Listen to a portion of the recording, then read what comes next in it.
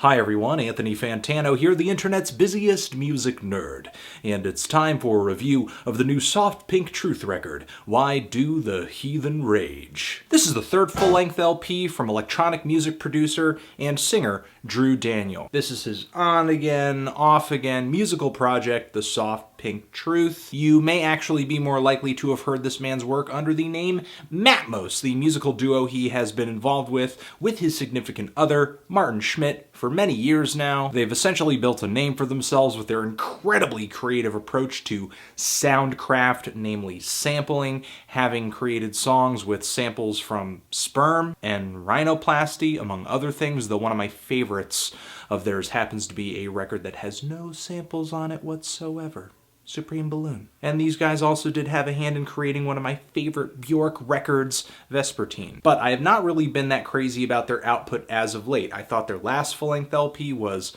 kind of mild, maybe a little unsurprising for them, and I thought that their pretty ambitious effort to collaborate with Percussion on their 2010 album was just slightly underwhelming. However, I think the concept behind this new Soft Pink Truth record right here is a pretty bold change of pace for Drew. It's a series of black metal covers, 9 of them to be exact, with a quirky spoken word intro. And the originals on this record come from a variety of different black metal bands, and the covers are executed in a variety of different styles. The artists featured range from early black metal pioneers like Venom and Hellhammer to Norwegian black metal heavyweight staples like Darkthrone and Mayhem. And the whole record finishes off with a cover of Grim and Frostbitten GAYBAR, a track from a sort of black metal parody band that Seth Putnam of Anal Cunt had running in the early 2000s. And ironically, this cover is maybe one of the most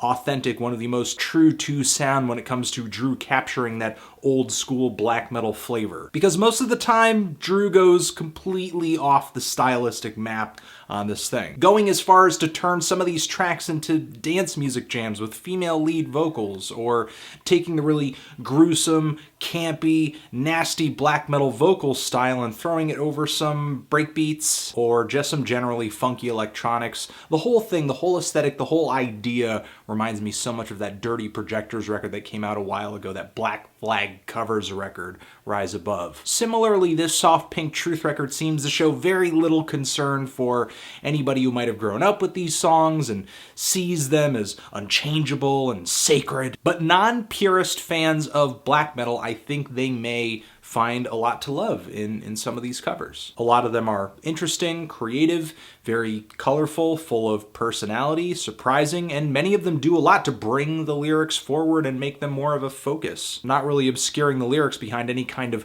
wretched screaming or shouting. Personally, the tracks I enjoy the most on this record are the ones that are sort of truer to form, like the Venom cover, Black Metal. Even though the track is electronic and has sort of a playful vibe to it, I do think Soft Pink Truth brings forward kind of an industrially tinged version of this really hard-hitting black metal song. I love what he does with the chorus on this thing, and even though this track is quirky in a sense, it does have kind of a grim presentation to it. And there are other tracks on here that I think are equally successful, but maybe a tad sillier, like Satanic Black Devotion, where in the middle of the song, as the track moves into a bit of an electronic breakdown, you get a sample of "I've got the power." Surprisingly though, this doesn't really ruin the vibe of the track, even as the song progresses away from this really dark, grim acoustic intro. The song Beholding the Throne of Might goes over really well too, even though much of its backing rhythms are dance-oriented. The only times I really get disappointed with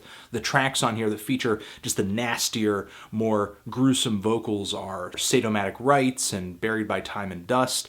I don't really mind that some of these tracks are backed with vintage electronic music grooves, but just the timbre, the weak timbre, and some of the dinky electronic sounds on these tracks, it feels like somebody's trying to write me a really threatening letter in Comic Sans. Going even further down this road are the songs I mentioned earlier that are essentially dance songs with female lead vocals like Let There Be a Bowl of Frost and Ready to Fuck, the latter of which I do like, but Let There Be a Bowl of Frost instrumentally just feels so generic. And even though I'm not totally head over heels for these tracks, I'm still kind of in awe of the ballsy, gutsy moves it took to remake these songs like this, which is actually kind of how I feel about this entire record in general. Some may definitely pull their hair out over this record. I might to an extent if I had more. And some may definitely call this record the hipster black metal apocalypse. But I still think this record is very fun. It's entertaining. It's definitely perplexing. I'm feeling a strong 6 to a light 7 on this thing. Transition, if you've given this LP a listen, what did you think of it? Did you love it? Did you hate it? Why? What do you think I should review next? And that's it. Anthony Fantano, The Soft Pink Truth, forever!